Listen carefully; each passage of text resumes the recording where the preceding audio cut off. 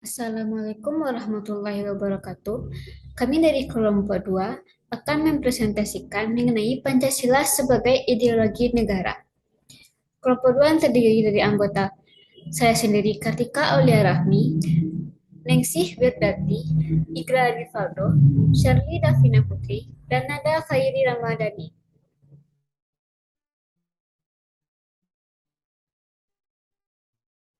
Baiklah, saya akan membacakan materi mengenai makna ideologi. Istilah ideologi berasal dari kata idea, yang artinya gagasan, konsep, pengertian dasar, cita-cita, dan logos yang berarti ilmu. Ideologi secara etimologis artinya ilmu tentang ide-ide atau ajaran tentang pengertian dasar. Dalam KBBI, ideologi didefinisikan sebagai kumpulan konsep bersistem yang dijadikan azas pendapat yang memberikan arah dan tujuan untuk kelangsungan hidup. Ideologi juga diartikan sebagai cara berpikir seseorang atau suatu golongan. Ideologi dapat diartikan paham, teori, dan tujuan yang merupakan satu program sosial politik. Dari pengertian di atas, beberapa komponen ideologi yaitu sistem, arah, tujuan, cara berpikir, program sosial, dan politik. Baiklah, sekian materi dari saya mengenai makna ideologi. Baiklah, materi selanjutnya yaitu fungsi ideologi. Menurut Suharjanto tahun 1991 48, beberapa fungsi ideologi yaitu yang pertama ada struktur kognitif, keseluruhan pengetahuan yang dapat menjadi landasan untuk memahami dan menafsirkan dunia serta kejadian-kejadian di lingkungan sekitarnya. Yang kedua, orientasi dasar dengan membuka wawasan yang memberikan makna serta menunjukkan tujuan dalam kehidupan manusia. Yang ketiga, norma-norma yang menjadi pedoman dan pegangan bagi seseorang untuk melangkah dan bertindak. Yang keempat, bekal dan jalan bagi seseorang untuk menemukan identitasnya. Yang kelima, kekuatan yang mampu menyemangati dan mendorong seseorang untuk menjalankan kegiatan dan mencapai tujuan. Yang keenam, pendidikan bagi seseorang atau masyarakat untuk memahami, menghayati, serta memolakan tingkah lakunya sesuai dengan orientasi dan norma-norma yang terkandung di dalamnya. Baiklah, saya Ningsih Wirdati dengan NIM 19338014. Sebelumnya, dua rekan saya telah menjelaskan tentang makna dan fungsi dari ideologi. Selanjutnya yaitu jenis-jenis ideologi yang ada di dunia, di mana terdapat 4 jenis ideologi di dunia. Yang pertama, Marxisme-Leninisme, yang berarti suatu paham yang meletakkan ideologi dalam perspektif evaluasi sejarah yang didasarkan pada dua prinsip, yaitu penemu akhir dari perubahan sosial adalah perubahan dari cara produksi dan proses perubahan sosial yang bersifat dialektif. Yang kedua, liberalisme, yang berarti suatu paham yang meletakkan ideologi dalam perspektif kebebasan individual. Dan yang ketiga, ada sosialisme, yang berarti suatu paham yang meletakkan ideologi dalam perspektif kepentingan masyarakat. Dan yang terakhir yaitu ada kapitalisme, yang berarti suatu paham yang memberikan kebebasan kepada setiap individu untuk menguasai sistem perekonomian dengan kemampuan modal yang ia miliki.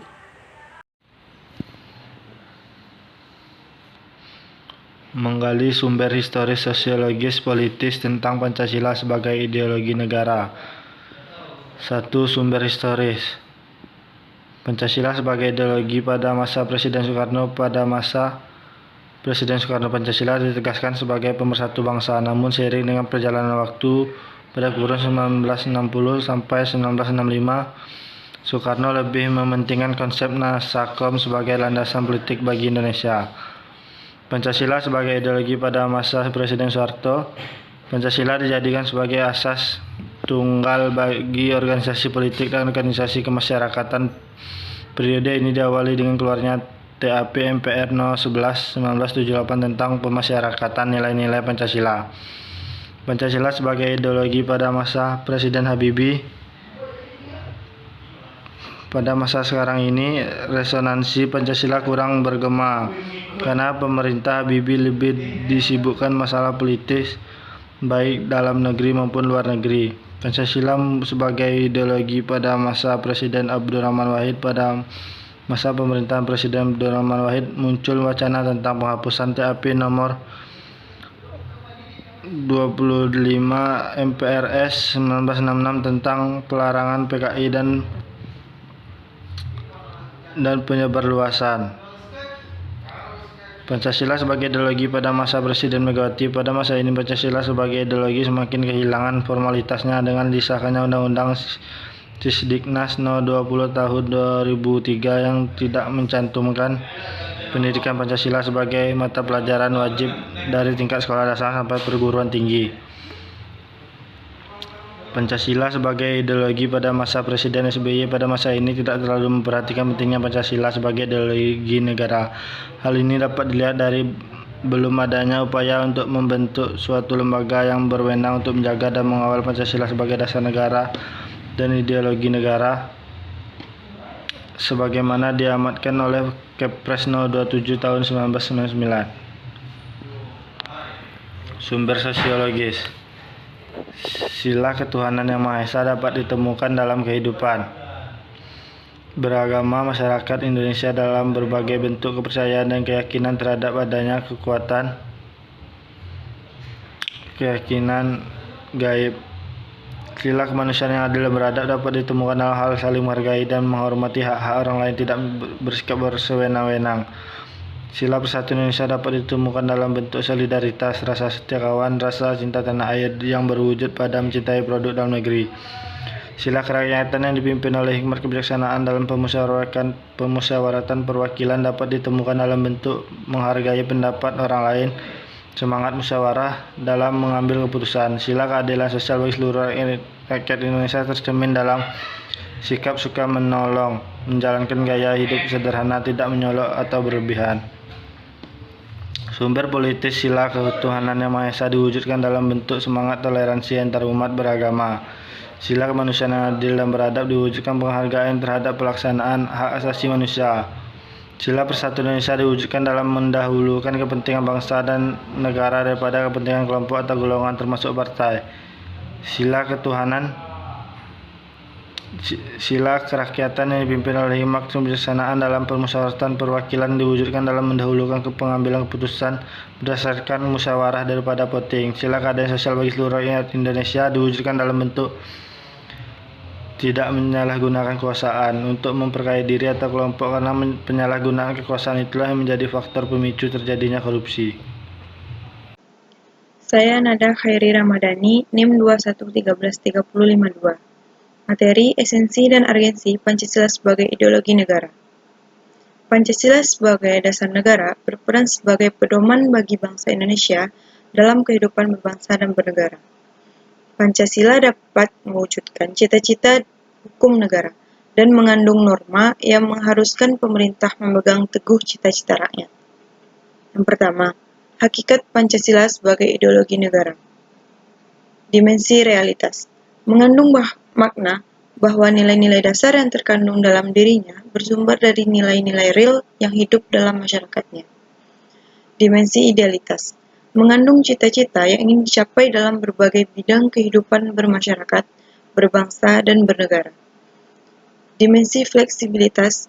Mengandung relevansi atau kekuatan yang merangsang masyarakat untuk mengembangkan pemikiran-pemikiran baru tentang nilai-nilai dasar yang terkandung di dalamnya. Yang kedua, urgensi Pancasila sebagai ideologi negara. Ideologi negara sebagai penuntun warga negara, artinya setiap perilaku warga negara harus didasarkan pada preskripsi moral. Ideologi negara sebagai penolakan terhadap nilai-nilai yang tidak sesuai dengan sila-sila Pancasila. Jadi kita dapat menyimpulkan bahwa urgensi Pancasila sebagai ideologi ialah menjadi penolak hal-hal yang tidak sesuai dengan kepribadian masyarakat Indonesia, menjadi penuntun yang mampu mengembalikan bangsa Indonesia pada tujuan awalnya. Baiklah, itu yang dapat kami sampaikan. presentasi kelompok kami dari kelompok 2. Terima kasih. Wassalamualaikum warahmatullahi wabarakatuh.